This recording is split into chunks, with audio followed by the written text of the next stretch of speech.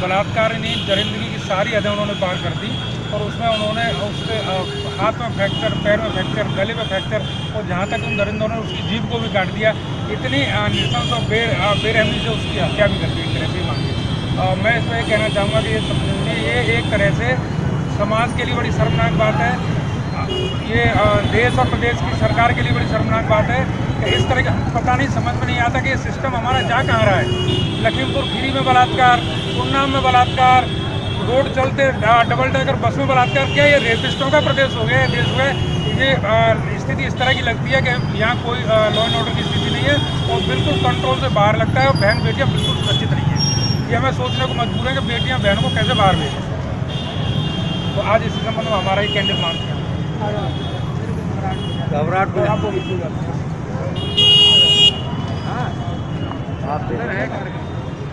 साथ तो आ जाओ, आप इधर आ जाइए।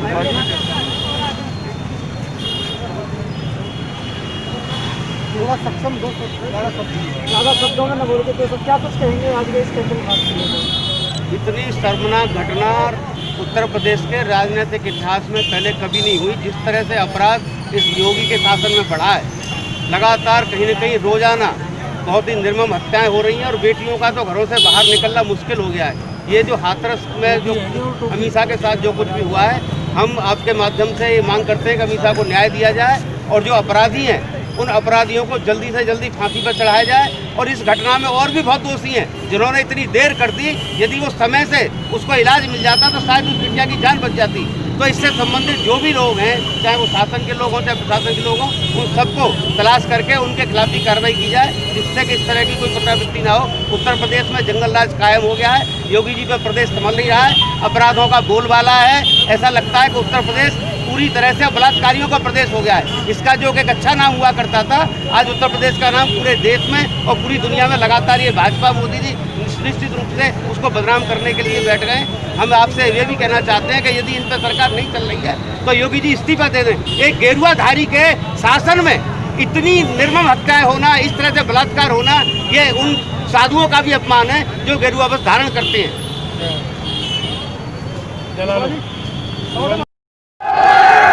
हाथरस में हुए मनीषा वाल्मीकि के गैंगरेप पीड़िता को बारे में ब्रज में काफी उबाल है, देश में उबाल है। इसको लेकर क्या प्रतिक्रिया व्यक्त की जाती है आपके द्वारा?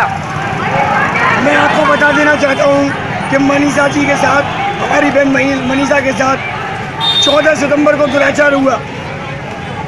आरोपियों ने उसकी रीढ़ की हड्डी तोड़ दी, उनकी जीभ काट दी, लेकिन उनके आरोपियों को जिन धाराओं में मुकदमा लिखा जाना था उन धाराओं में मुकदमा नहीं लिखा गया। शासन की, प्रशासन की, भाजपा सरकार की कमी के कारण मुकदमे जिन धाराओं में होने थे उनमें नहीं लिखे गए। उपचार के दौरान हमारी बहन मनीषा की दिल्ली में मौत हो गई। यदि उनका उपचार कराना था तो उन्हें अलीगढ़ के बजाय पहले दिल्ली एम्स में भर्ती कराया जाना था। अब जब उनकी उपचार के दौरान मौत हो गई तो उनकी डेड बॉडी को भी उनका दाह संस्कार के लिए उनके परिवारजनों को नहीं दी गई। अब ये सनातन धर्म के भी विरुद्ध है। रात में आपने सनातन धर्म में सुना होगा कि कहीं भी कोई दाह संस्कार नहीं होता है।